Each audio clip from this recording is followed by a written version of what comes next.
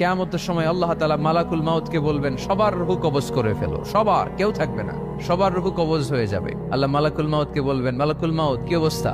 বলবে সব শেষ। মাইয়াব্বা, কে বাকি? মালাকুল মাউত বলবে জিনেরা বাকি, যাদেরকে দেখা যায় না। আল্লাহ বলবেন জিনদেরকেও শেষ করে ফেলো, রূহ কবজ করো। মালাকুল মাউত আজরাইল জিনদের রূহ কবজ করবে। আল্লাহ এবার জিজ্ঞেস করবে, ইয়া মালাকাল মাউত আখবিরনি মাইয়াব্বা, এবার বলো আর কে বাকি? মালাকুল মাউত বলবে, আল্লাহ মানুষগুলো সব শেষ, জিনগুলাও শেষ, এবার বাকি ইবলিস শয়তান। কে বাকি? ইবলিসরেও শেষ করো, ইবলিসও শেষ। আল্লাহ আবার জিজ্ঞেস করবেন, ইয়া মালাকাল মাউতি মাইয়াব্বা, আর কে বেঁচে আছে বলো? মালাকুল মাউত বলবে, আল্লাহ আপনার কথা অনুযায়ী পৃথিবীর সব মানুষের রূহ কবজ করলাম, সব জিনদের রূহ কবজ করলাম, ইবলিসের রূহ কবজ করলাম, এখন আছে শুধু ফেরেশতা। আছে কারা? যাও ফেরেশতাদের রূহ কবজ করো, ফেরেশতাদের রূহ কবজ হয়ে যাবে। এবার আল্লাহ জিজ্ঞেস করবেন, ইয়া মালাকাল মাউত আখবিরনি মাইয়াব্বা। মালাকুল মাউত বলবে, আল্লাহ আপনার কথা মতো ধরে ধরে সব শেষ, ফেরেশতাও শেষ, চারজন ছাড়া। কয়জন ছাড়া? জোরে বলেন, কয়জন ছাড়া? ইসরাফিল, জিব্রাইল, মিকাইল, আজরাইল।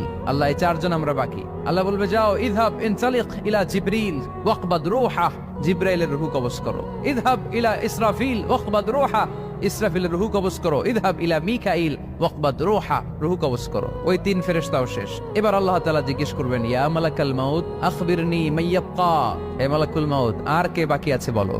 মালাকুল মাউত বলবে, আল্লাহ আপনার কথা মতো মানুষগুলো শেষ, জিনগুলো শেষ, ইবলিস শেষ, আমার বাকি তিন ভাই ইসরাফিল, মিকাইল, জিব্রাইলও শেষ, শুধু আমি, শুধু আমি। আল্লাহ বলবেন, কেউ নাই? মালাকুল মাউত বলবে, না আল্লাহ কেউ নাই। এবার আল্লাহ তাআলা বলবেন, মালাকুল মাউত তুমি তো সবাই রে মারছো, এবার তুমি মরো, এবার তুমি মরো, তুমি মরো। শোনার সাথে সাথে মালাকুল মাউতের কাঁপুনি ছুটে যাবে, খিচুনি এসে যাবে ভয়ে। আল্লাহ বলবেন, কাঁপুনি দিয়ে তো লাভ নাই, কারণ কুল্লু নাফসিন যায়িকাতুল। রাব্বুল আলামিন বলবেন, মালাকুল মাউত কেঁদো না, এটাই দুনিয়ার বিধান, আমি আল্লাহর দেয়া বিধান, এটাই, জন্মালেই মরতে হয়। যাও, জান্নাত জাহান্নামের মাঝখানে একটা জায়গা আছে, জায়গাটার নাম হলো আরাফ।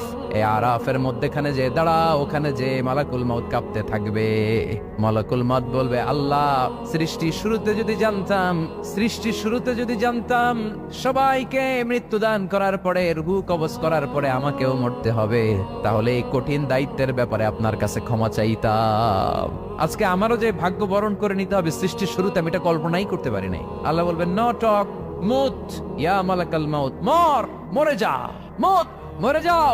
বলার সাথে সাথে মালাকুল মাউত এক বিকট চিৎকার হাঁকিয়ে মরে যাবে। মালাকুল মাউতের চিৎকারটা সেদিন এত ভয়ঙ্কর হবে, বিষ্ণু ঈসা ইসলাম বলেন, ওই চিৎকারের আওয়াজ যদি পৃথিবীর মানুষেরা কান দিয়ে শুনতে পেত, তাহলে কিয়ামত সংগঠিত হওয়ার জন্য আলাদা করে ইসরাফিলের সিঙ্গার প্রয়োজন হতো না। ওই চিৎকারের আওয়াজে প্রতিটা মানুষ কানের পর্দা ফেটে ওই জায়গায় লাশ হয়ে পড়ে যেত। এবার ডানে বায়ে, সামনে পেছনে, উপরে নিচে কেউ নাই, একজন ছাড়া। জোরে বলতে হবে, তিনি কে? আল্লাহ তখন পৃথিবীকে একটা ডাক দিবেন, বলবেন, ইয়া দুনিয়া আইনা আনহারুকি, এই পৃথিবী তোর নদীগুলো কোথায়? ইয়া দুনিয়া আইনা আশজারুকি, এই পৃথিবী তোর গাছগুলো কোথায়? বটতলা। ইয়া দুনিয়া আইনাল জিবাল, তোর বড় বড় মাউন্ট এভারেস্ট পাহাড়, আলাস্কা পর্বতমালা, আলপস পর্বতমালা, এগুলো কোথায়? তুর পাহাড় আজকে কোথায়? ইয়া দুনিয়া আইনাল মুলুক, রাজা বাদশারা কোথায়, যারা ক্ষমতার দাপটে পা জমিনে ফেলতে চাইতো না? আইনাল জাবাবেরা, অত্যাচারী স্বৈর শাসকগুলো আজকে কোথায়? কোথায় আজকে? কোনো আওয়াজ নাই।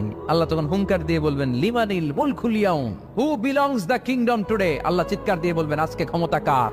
আওয়াজ করে বলেন, সেদিন ক্ষমতা কার? আল্লাহ সেদিন প্রশ্ন করে নিজেই নিজের প্রশ্নের উত্তর দিবেন, লিমানিল মুলকুল ইয়াউমা লিল্লাহিল ওয়াহিদিল কাহ্হার। সেদিন ক্ষমতা দুনিয়ার কোনো রাজার নাই, কোনো বাদশার নাই, কোনো স্বৈর শাসকের নাই, কোনো সুলতানের নাই, কারো নাই। সেদিন ক্ষমতা চলবে একজনের, তিনি কে? তার নাম হচ্ছে রহমান। তার নাম কি? আরো জোরে বলেন, কি নাম? এজন্য রহমান কারে বলে আজকে চিনতে পারছেন? তার দয়ার শেষ আছে? তার ক্ষমতার কোনো কুল কিনারা আছে? তার ধন ভান্ডারে কোনো কমতি আছে? এজন্য লা বিশাইইন মিন নিআমিকা রাব্বানা নুকাযযিবু ফালাকাল হামদ, we don't deny any of your mercy and blessings, all praises to you। আল্লাহ তোমার কোন নিয়ামতকে আমরা অস্বীকার করি না। আল্লাহ প্রথমে ধমক দিয়ে বলছেন, এই মানব জাতি আর জিন জাতি, আমার কোন নিয়ামতকে অস্বীকার করবি? আমরা বলি কোনোটাই অস্বীকার করি না। সকল প্রশংসার মালিক একজন, তিনি কে?